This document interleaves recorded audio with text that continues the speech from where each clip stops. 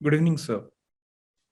Good evening. Mr. Abhijit Banerjee is a personality who wears many capes. He is the co-founder and managing director of StratCap Corporate Advisors. He's an investor and entrepreneur and has been recognized as among the top 100 retail minds in 2018. He has completed his CA and CPA and has immense knowledge in fundraising, mergers and acquisitions, and corporate restructuring and growth strategy. He also runs a social impact venture, EPICS, which provides many primary education to girls, children with disabilities, and HIV.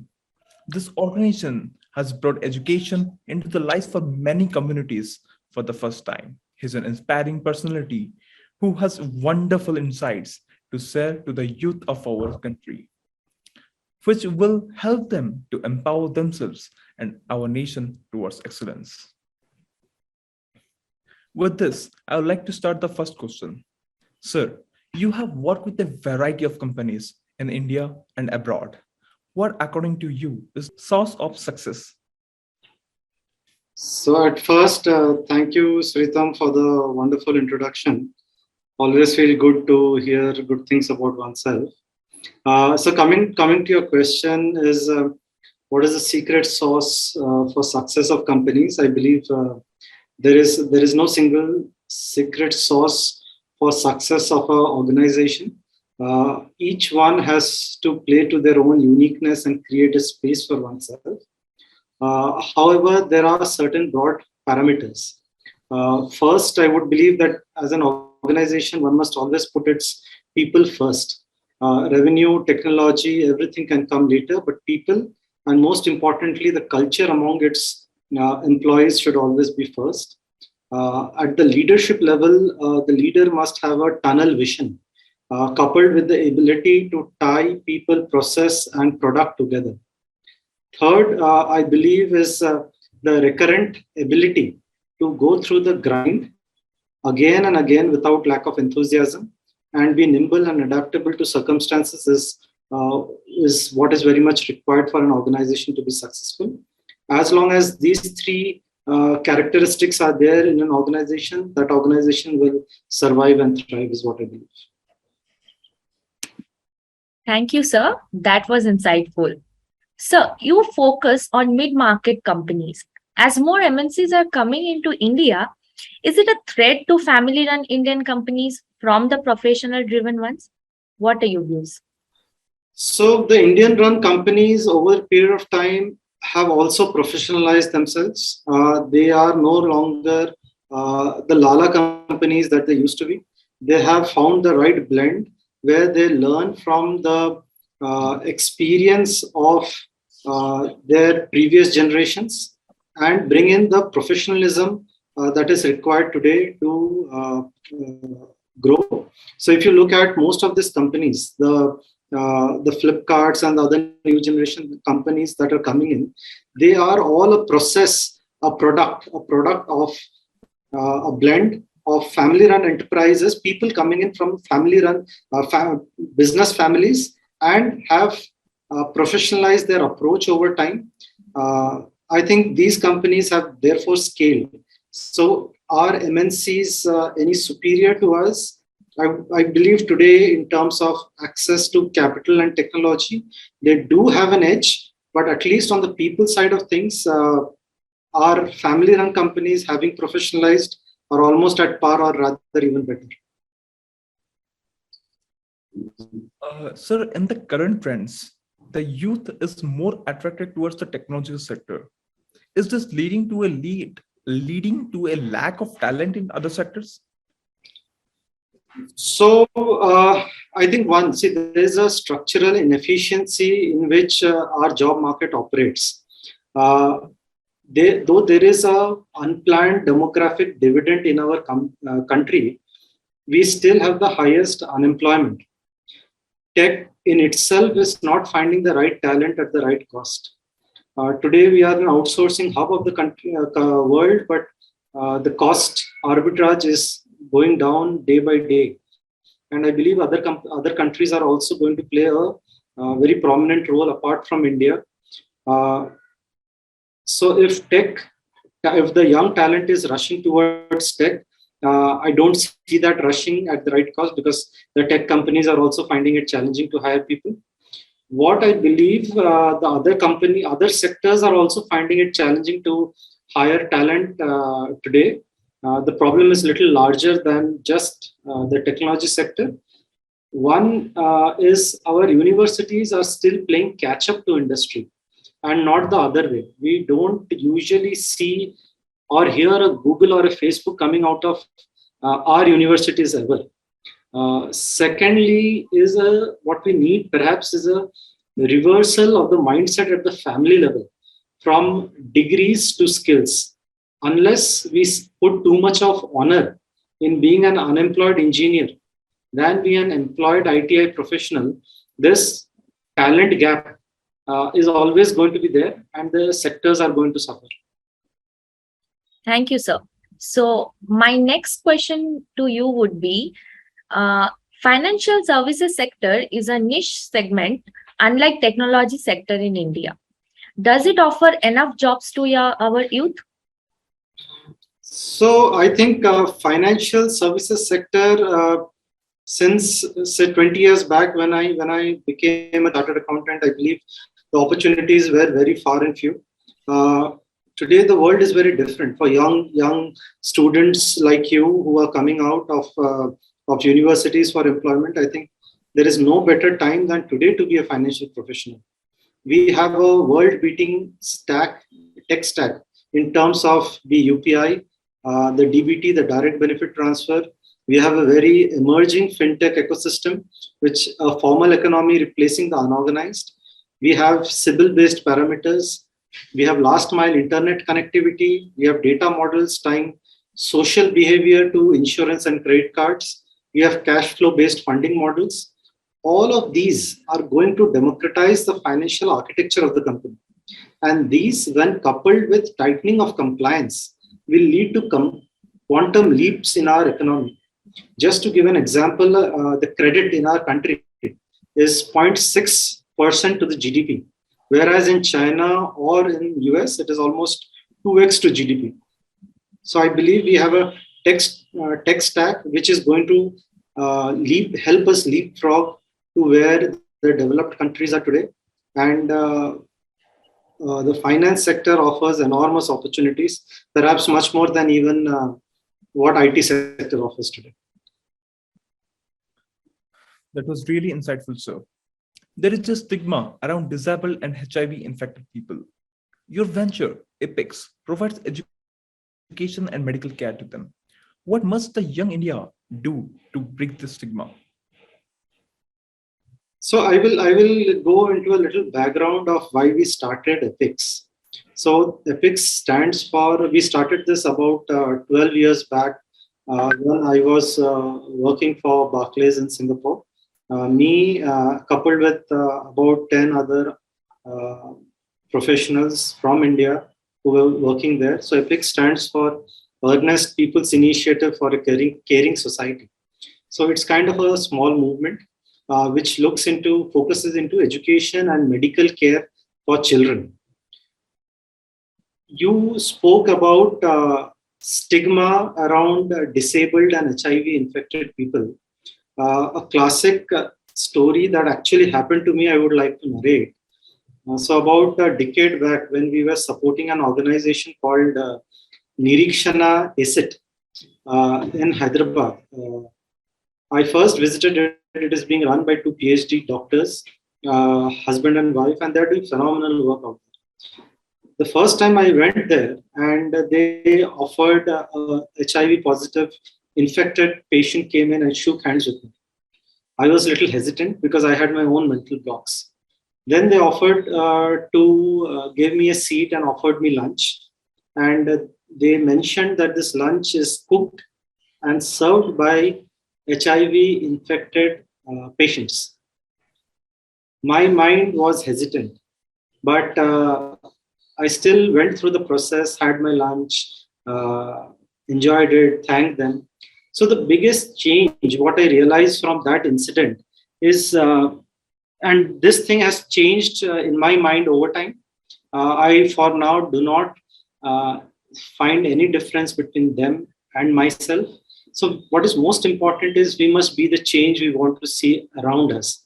Yeah, we must respect people for who they are, and not look at them from the prism of their weakest point and label them as disabled or HIV infected people.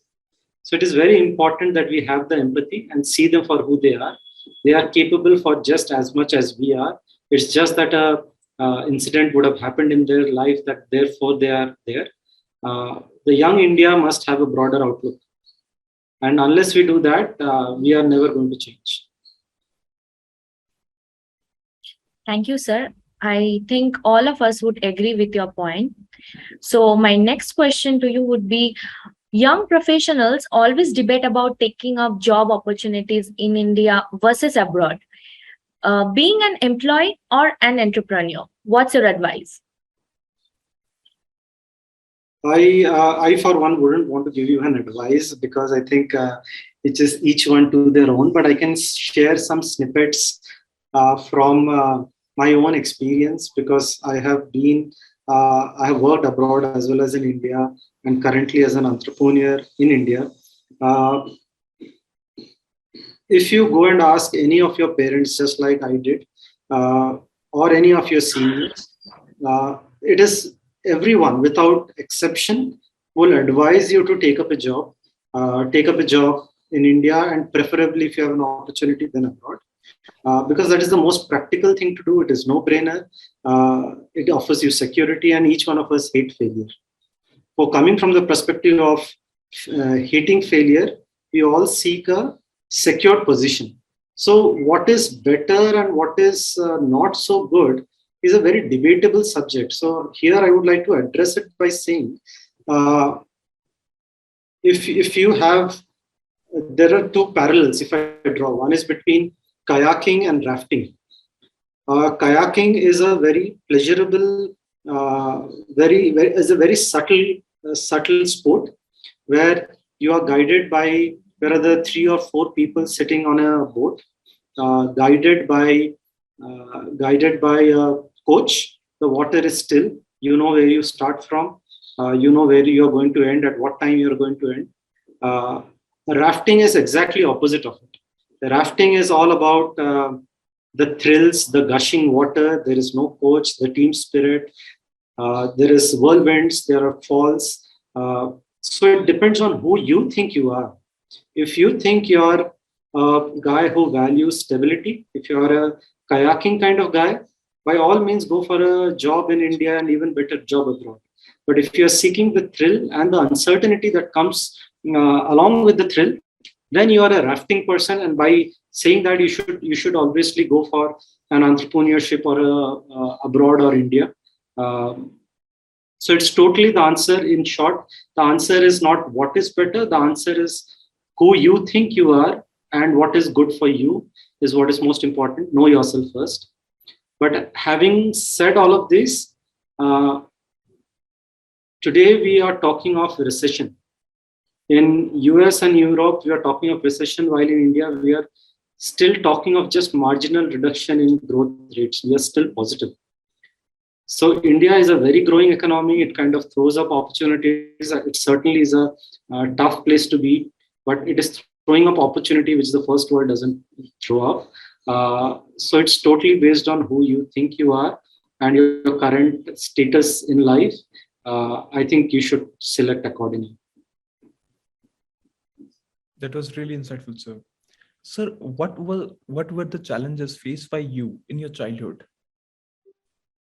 So to be very candid, I think I had a very privileged background. I think I have that acknowledgement that we are all, most of us in India, come from an ecosystem where we are very politically, socially stable for the last 50, 60 years as a nation. That itself, I think 50% of the world is at war with itself. We come from a very stable ecosystem. That itself is a big boon for us. And I also had the good fortune of having very forward-looking parents who believed in providing the education and giving me all the right liberties early on in life. So if I have to say any challenges that I would have faced when I was young, I don't recollect too many of challenges that I faced. I think I have been fortunate.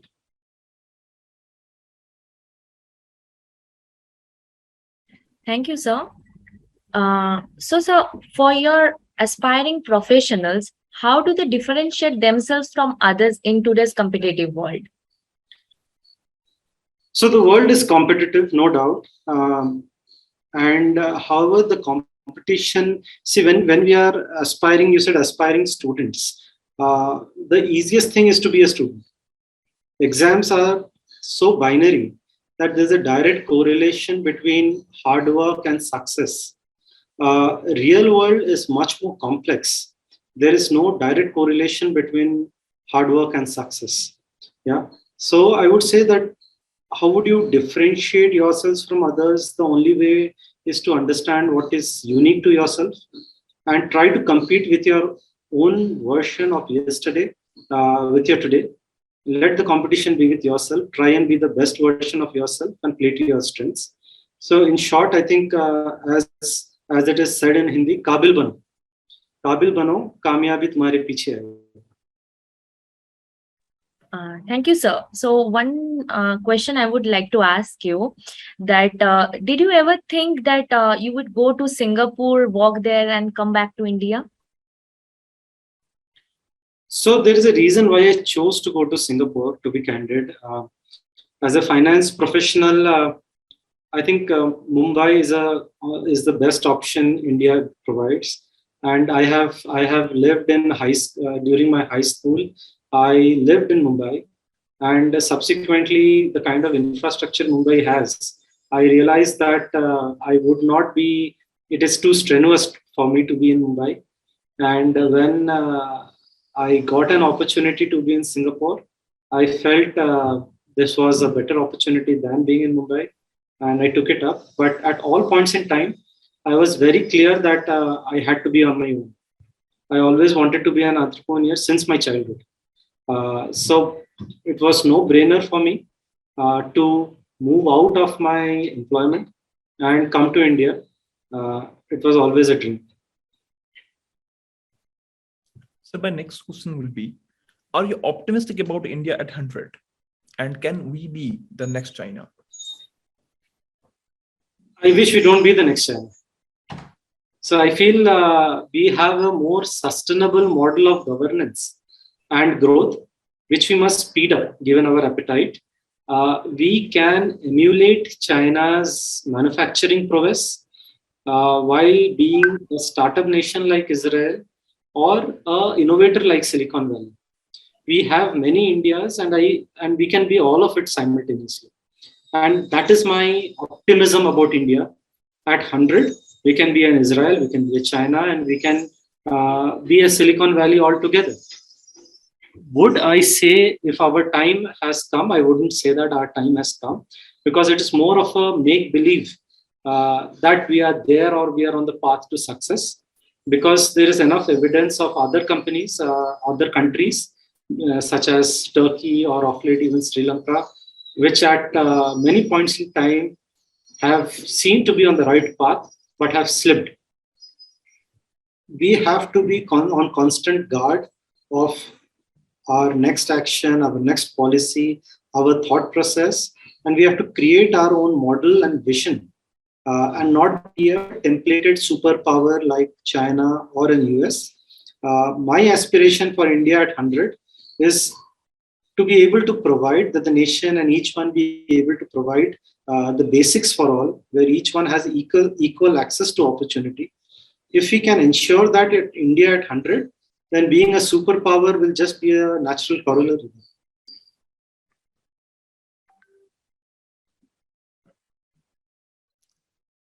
You spoke about HIV and AIDS.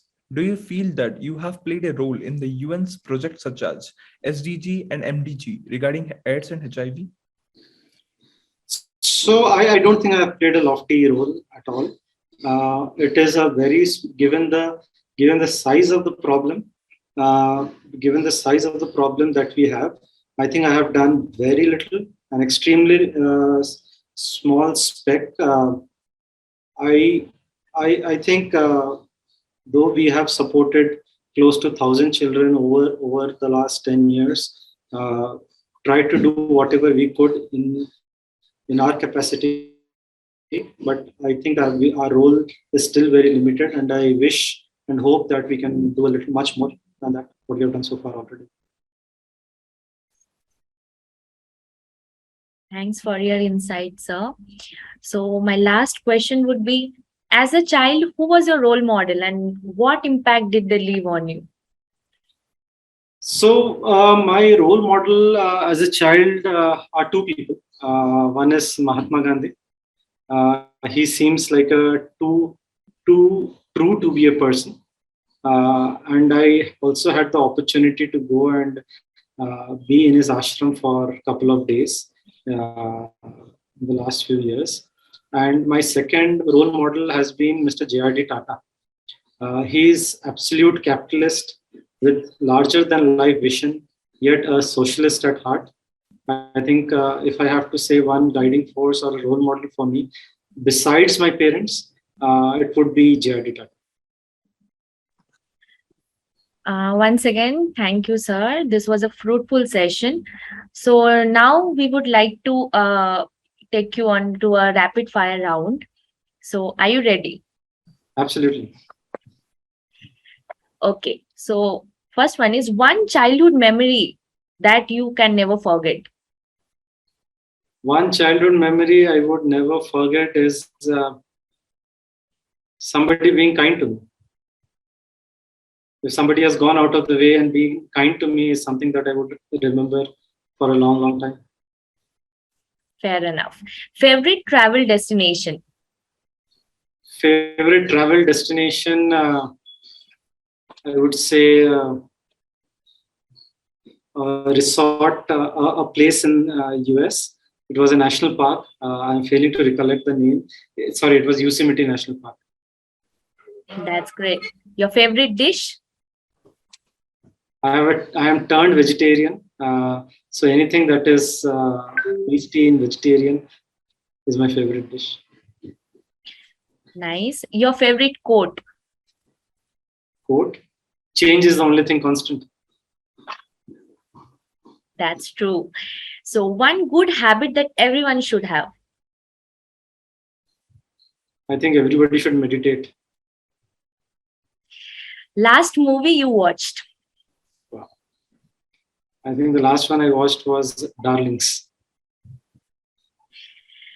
Best advice you have ever got from someone? Believe in yourself. We have gotten such great insights from Mr. Abhijit Banerjee. When not just the youth, but all of us take your words into action. The path towards excellence for our nation seems crystal clear. It has been an absolute honor having you with you, sir. Thank you so much for taking your time to be part of the Navratna series. Thank you, sir. The pleasure is all mine. Thank you. Thank you, Sritam. Thank you, Pratyusha. Sir, lastly, what is the one message you want to leave us with? I think you guys are a young bunch. You guys are the future of this country. One thing is be a 360-degree learner from every person and every situation. Focus on your skills. Be aspirational because don't just settle in the comfort of a good job. Be brave. Take risks. Fall in love. Get out of it. Don't stop. Keep running. Be very aware of your daily thoughts and actions, because we usually don't rise to the level of our aspiration. We are a product of our daily habits and thoughts. So watch your thoughts, be aspirational, and be a good learner.